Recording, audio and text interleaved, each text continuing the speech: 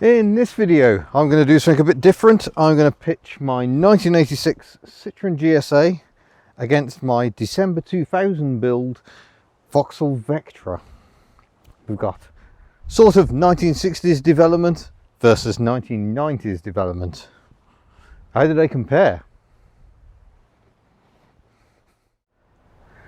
So we'll start with the oldest car here, which is my 1986 Citroen GSA.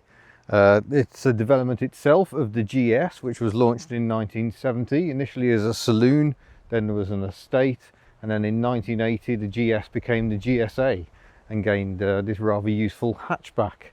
So that means we're pitting two hatchbacks against each other, which seems particularly apt, because I think the hatchback really does make for the ultimate family car. It's not quite as utilitarian as an estate, but still offers masses of practicality. And you can see both cars certainly have a sort of swooping roofline and a somewhat camish sort of tail cut off rather abruptly. But the GSA, like I say, designed to plug the gap between 2CV and DS, so it combines some of the best parts of both. Under the bonnet is a robust air-cooled boxer engine like the 2CV, but now we've got a rubber driven camshaft on each bank of cylinders, and it's 4 cylinders, 1299cc and about 60 brake horsepower. And we've got the hydro pneumatic suspension of the DS, so it's got a remarkable floaty ride. In fact, around this field the ride is just absolutely extraordinary. It's a bit more simple than the DS though, because it's a smaller, cheaper car. There is no power steering.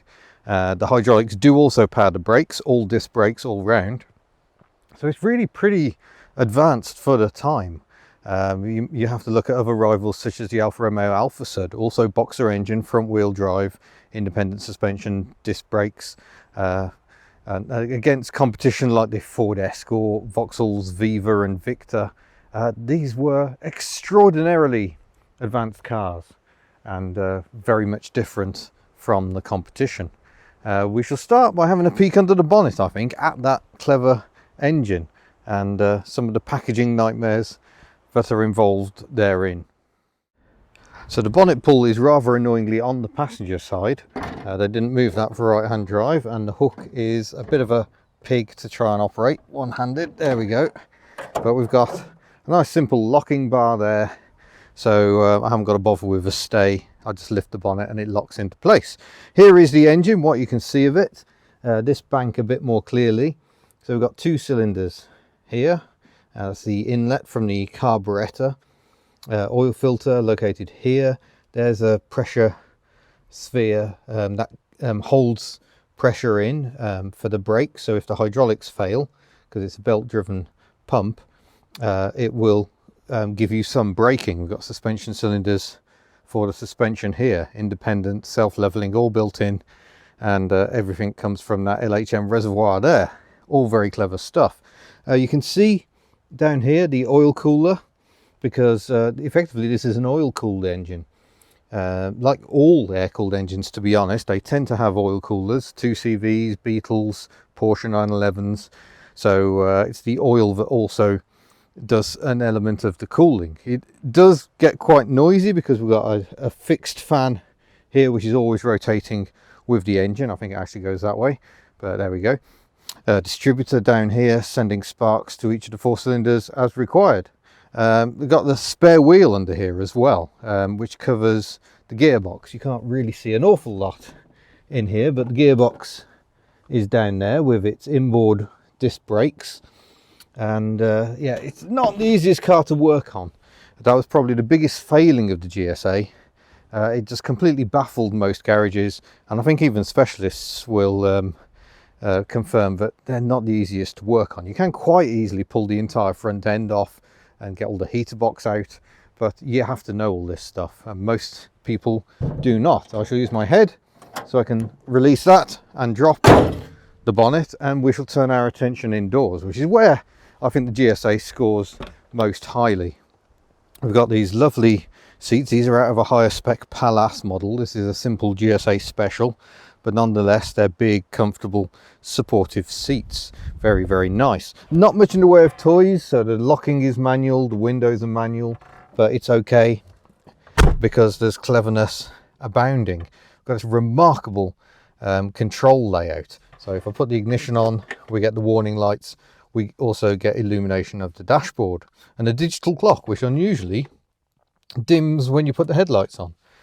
Most of the controls are on this remarkable binnacle here. We've got indicators operated by a rocker switch there. It's actually very natural, you quickly get used to that.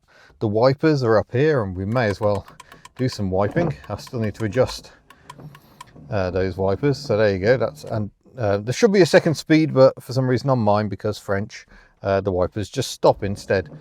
Maybe because the binnacle's out of a higher spec car. There's an intermittent setting, washes on the top. Down here we've got the lights.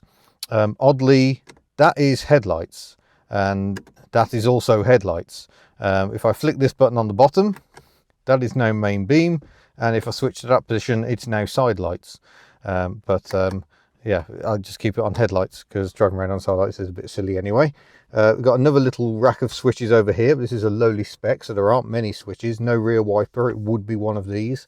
That's an econometer that doesn't really work. It just makes a light come up on here when you're hoofing it. We have got hazard warning lights, a proper relay click. So it's fairly simple. I love the dashboard. If I start the engine, you see even the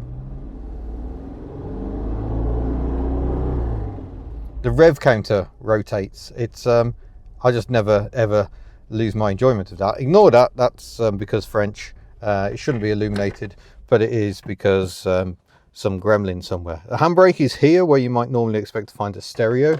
There's a little ashtray above it, and there's a little pull button in there so you can release the handbrake. And down here we've got the somewhat clunky 5-speed gearbox. But it's actually, it snicks through the gears very nice. It's just the linkage really is very clunky indeed. This is the suspension height control lever. You won't get this in the Vauxhall Vectra. So that's normal, intermediate, and the highest service. There is not a slam position on the suspension. Heater controls much simplified over the GS, which had buttons and levers all over the place. Just got hot or cold. There's a fan speed. It just takes heat from around the engine and exhaust. And then we've got heat up or heat down, and optionally through the centre vents, which you just turn on and off as you wish. The outer vents always supply fresh air, and they supply a lot of it as well, so you rarely have to open the windows. But yeah, it's quite spacious. The clutch travel is quite short, which I like. The brake pedal, if I bring you down here for a closer look, it barely moves. So it's your pressure on that which controls the braking, and they are fierce brakes. And little throttle pedal, oddly very well set for a bit of heel and toe action, just like the 2CV, bizarrely. I've no idea what that wire's about, don't ask. But there we go, that's the GSA in the front. Let's hop in the back.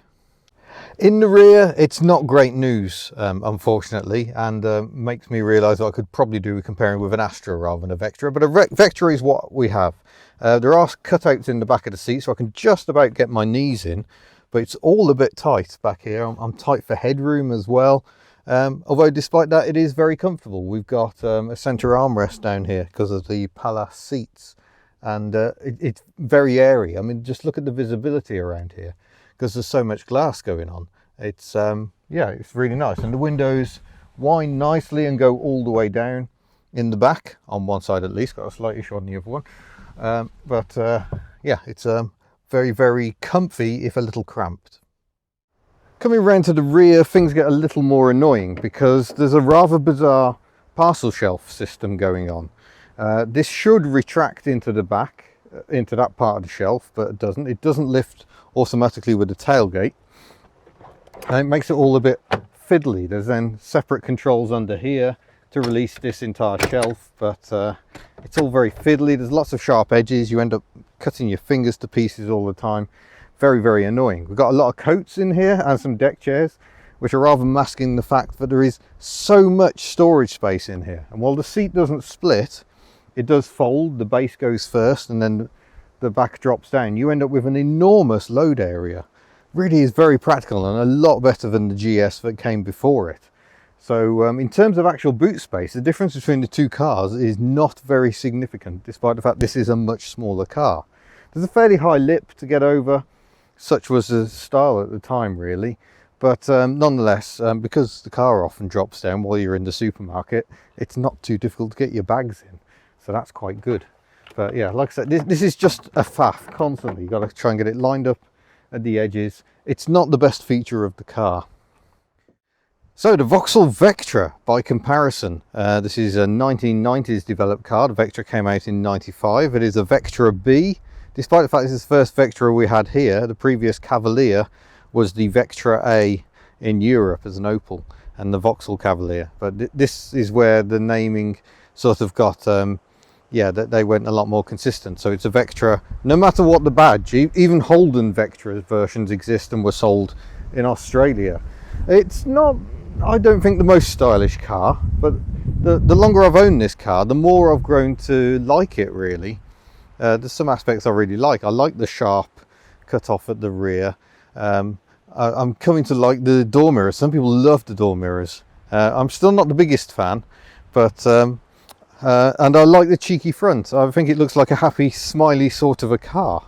Not that that's any way to judge a vehicle, but very much an evolution of what went before. Whereas the GSA has double wishbone suspension all round, here we've got McPherson strut front and a sort of a trailing arm. So similar setup to the GSA, trailing arm on the rear, but with coil springs. So obviously you don't get that self-leveling element.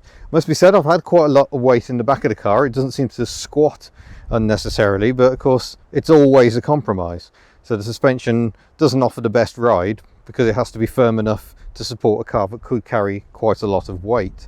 We shall have a peek at the engine and see how things have come on in the intervening decades. Thankfully the bonnet release is on this side. That is an annoying feature. Whenever the key's in the ignition, it makes that horrible noise when you open the door. It's vastly annoying and an indication that this is growing modernity. But nice and simple to find the catch there, lift the bonnet, struts take over, and up she goes. So this is the classic front wheel drive layout that we've come to know and love with modern cars. Transverse engine, end-on gearbox, unequal length drive shafts. There's a longer drive shaft going to that wheel and a shorter one on this side. You can see the top of the McPherson struts here, which incidentally were a Ford invention, but rapidly taken up by everyone for the packaging and simplicity they offer. The engine here, it says Ecotec, but it's not actually related to the smaller Ecotec engines, the more rooted Vauxhall ones. I think this has more Saab influence. It's the, is it ZX22, if I've got that right. So it's got a timing chain, not a belt, and yeah, very much more Saab orientated. I think it is a development of a Saab engine during General Motors ownership of Saab. It is 2.2 litres. It offers 140 brake horsepower, which is a significant upgrade on the 60 sitting over there, and similar 5-speed gearbox. Water cooled, of course, and a lot more complication. We've got sensors and things all over the place. We've got slightly broken air conditioning pipes. So while it looks like it's more complicated than the GSA, I don't think it's actually that bad to work on. It's an engine that certainly pulls well, a bit top-endy, as we'll see. But yeah, it's not particularly exciting under here. It is an engine. Moving inside, there's that annoying noise again. I'll take the key out. There we go. It's all very, very somber and black and not particularly interesting. It's all well laid out and all the controls fall relatively nicely to hand. It's fairly simple in here. I mean, we've just got those gauges, we've got warning lights that appear if I put the old ignition on, and they all go out again, which is quite good news. Got the fan on, turn that off for a moment. Got a little multifunction display here, which finally displays the right date rather. CD player held together with a stick. Very, very good sound quality. Hazard lights. Yeah, it's a very quiet indicator noise, and also the indicator lights themselves are barely visible. I find that a mild annoyance. The stalks are much more conventional, so we just got indicators over here with a main beam flasher, and on this side the wipers, which are thankfully rather good. We get decent overlap, they cover a lot of the windscreen.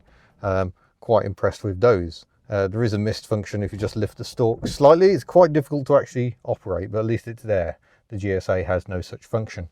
Lights are over here. That controls the interior light by pulling that out. Fog light, rear only because it's a lowly spec, and tweeter there for the stereo. Electric mirrors, electric front windows. There's a few more convenience features. I like being able to open the passenger window for a bit of ventilation when I'm driving along. Passenger doesn't always appreciate that, mind you. 5-speed gearbox, and it's still somewhat clunky, but more precision overall than the GSA. And the window switches are down here, nice and simple. Handbrake where you might actually expect it. A little armrest here, which quite often gets in the way of the handbrake. Airbags, so it's a lot safer if you actually have a collision. I don't deny that modern cars offer safety advantages. Moving down into the footwell, the clutch pedal has way too much travel on it. It is really long travel that I find very annoying. There isn't really a footrest, so to speak, next to the pedal either. It's all a bit tight down here.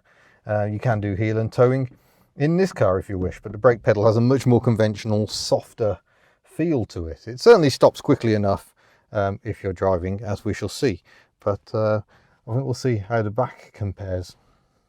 Now, it must be said, with the seat set for me, it's still a bit tight under here. I haven't really got that much room for my feet. The knee room isn't too bad, and the seats are harsh, and that's something I didn't talk about in the front. They're very hard, not the most comfortable, certainly not the most forgiving seats. The GSA far superior when it comes to seat comfort, but the Vectra is just about better for headroom. This roof scoops down significantly at about this point, so my head kind of does hit the roof when my head is fully back, and you know, I'm a bit of a sloucher, I'm not even sitting up properly. We've still got a center armrest, and we have a ski hatch which now works, because a good security feature here is that the you can lock the ski hatch and the folding rear seats. Both seats fold, a 60-40 split, offers a bit more practicality, and a fixed parcel shelf is an improvement, as we shall see now. Now, this is a typical thing that shows you can have all the cleverness you want into suspension, but what people actually want is a vehicle that's easy and practical. And nothing is more practical than pushing a button, lifting a tailgate on its gas struts, and having the parcel shelf automatically lift itself out of the way. It makes life much easier, because one-handed I've now got full access to the entire boot. It's a much better idea. I'm not sure the boot's quite as deep as the GSA, but then the GSA has its spare wheel under the bonnet. The Vectra hides it here under the boot floor, so you lose a bit of height for that reason. But yeah, the parcel shelf makes it a lot more practical. You fold down the seats. There's a lot of usable space here. It's a very practical car, and there's even a handle in here for me to pull the tailgate back down nice and easily. So a vast improvement, I would say, in terms of sheer practicality. But of course, cars are not just about sheer practicality. So I think it's time we see what this pair are like out on the open road. Well, we should begin our test drive in the GSA.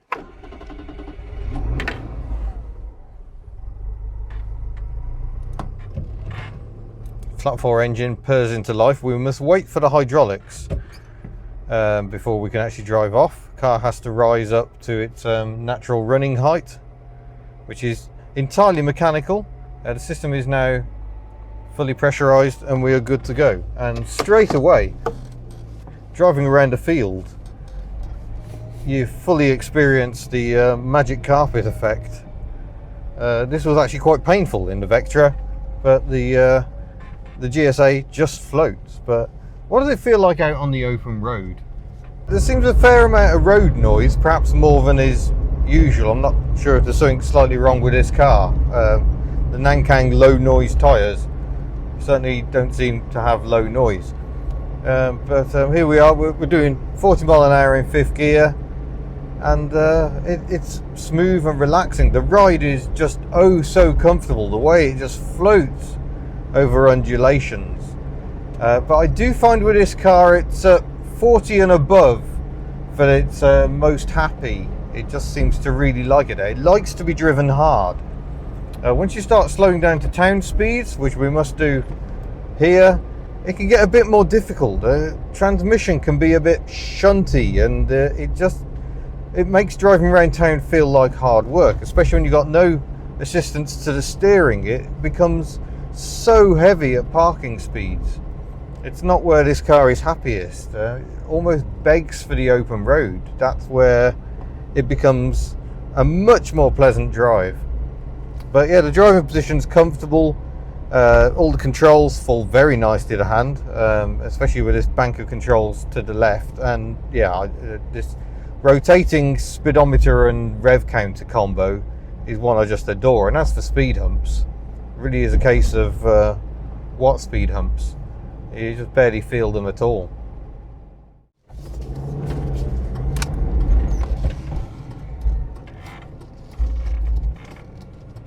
Watch out for this tractor here, and we'll go down this road, I think.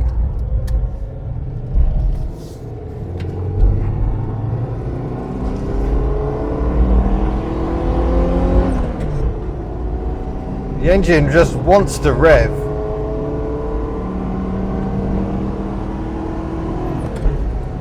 And the handling is just wonderful. It is quite easy to get these tyres working very hard indeed, so you do kind of feel the limits approaching. I've never had a slide, but I have got to the stage you can feel the tyres are working hard, and that's because it's so front heavy.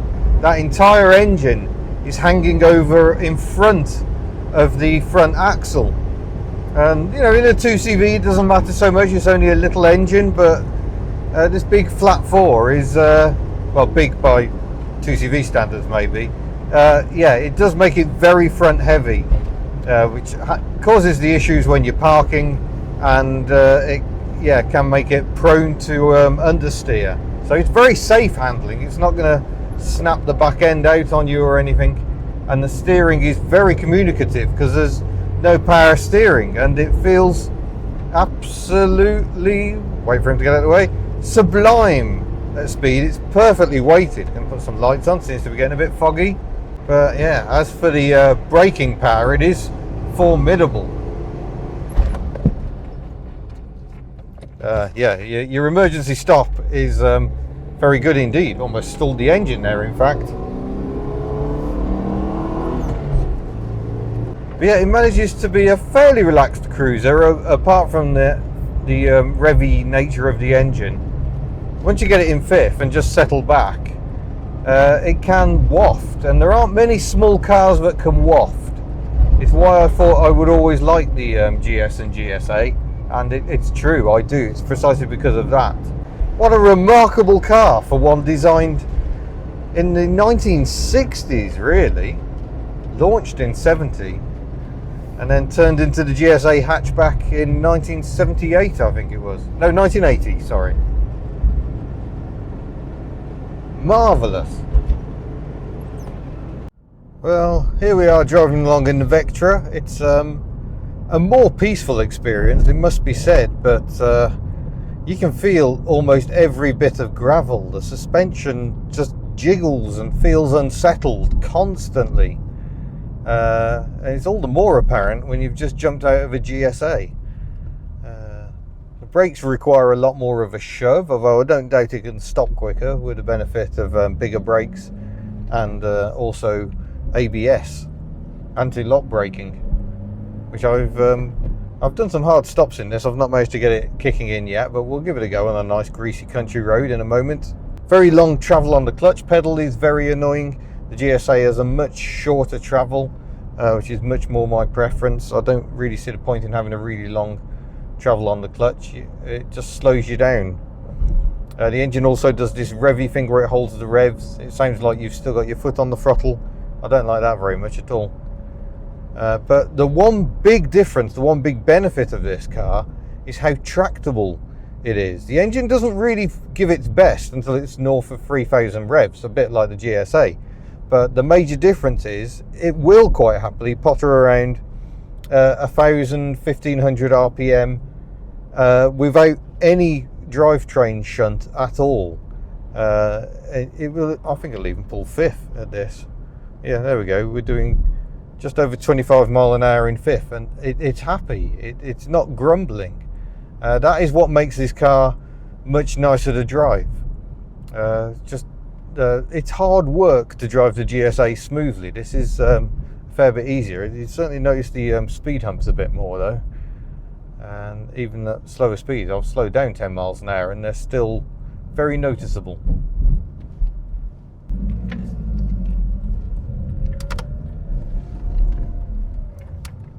Here we go then, we'll see how it compares on this same stretch of road to the GSA.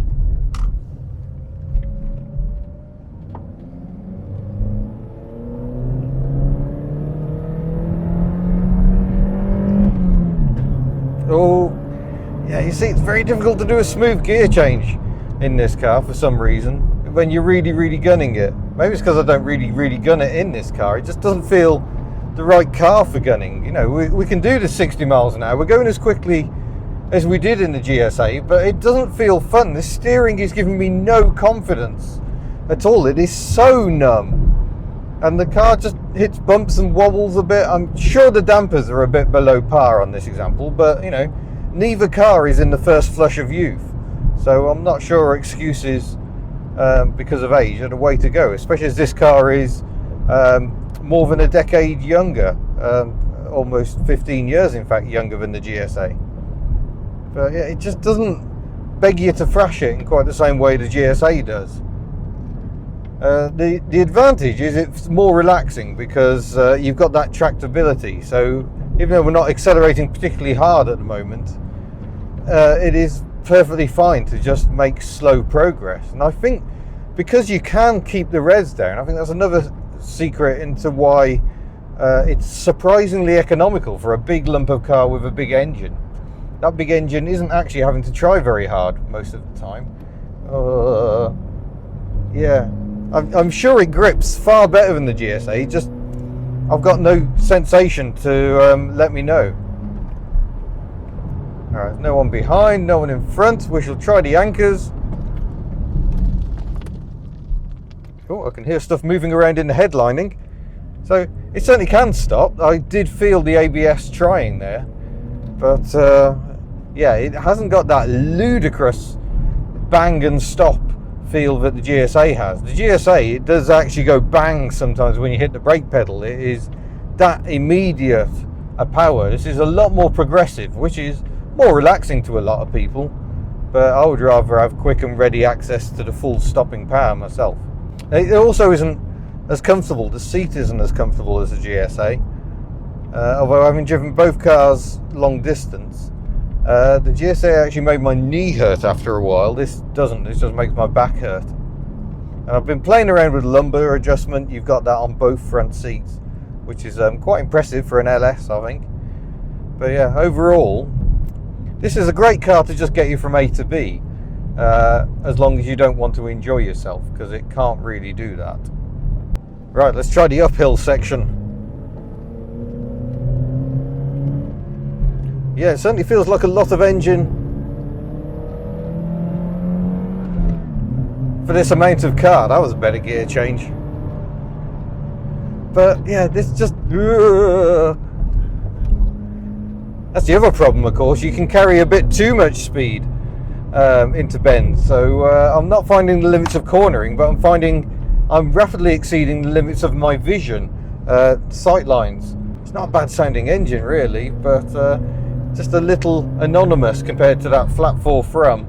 And yeah, I mean, you can drive it quickly. It's just, it's not a car that really wants you to do that. So it's far better to just sit back and relax. And you can spend almost all day in 5th gear. I find that supremely relaxing, especially after the GSA. You haven't got to stir the cogs. You can just sit back, enjoy the really rather good stereo, and enjoy the fact it's just generally a lot more peaceful than the GSA. I would say the key improvements we've seen from sort of 1970s metal through to the 1990s, it is that NVH. It is they're smoother to drive, they're quieter, and while that does rob some of the fun, they're a lot nicer and easier to drive. This is a better car to park in some ways. Visibility is not brilliant, not as good as the GSA, but the power steering just makes it a doddle to park. That's the one thing I miss. It's the one thing I like that they improved with the BX over the GSA, was the adoption across much of the range of power steering. The fact the ride is a bit rubbish and the handling a bit numb, I'm just like, well, why? Why have they done that? I don't fully understand it.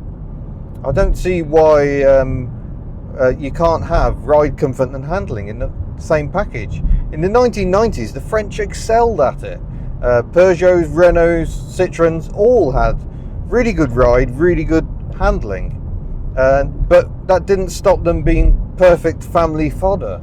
I don't quite understand why some manufacturers get it so wrong. But there we go. Maybe designing cars is harder than I think it is. Right, let's go and do a summary.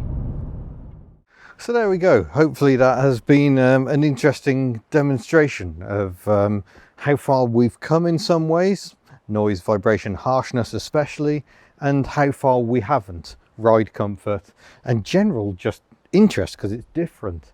Don't forget, you can go head to the Hubnut store and buy all manner of lovely Hubnut goodies, and otherwise I look forward to seeing you in a future video. What? You want me to pick a favourite?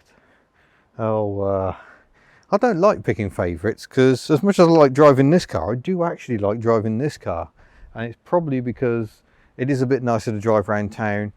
It is more quiet. It is quieter. Yes, that's the word. But if I had to sell one of these cars, well, it'd be this one, because this one is just more interesting. This was my lockdown transport, and for some time my only working car, and I didn't mind that one little bit, which I guess suggests that this just isn't good enough. The 1990s cars have their advantages, the economy, the fact same economy but much more performance, but yeah, when it comes to interesting driving, then the old classics, they just have it in spades. So there you go, there is my conclusion. I hope you've enjoyed that, and I look forward to seeing you in a future video. Farewell. Now I'm taking this one.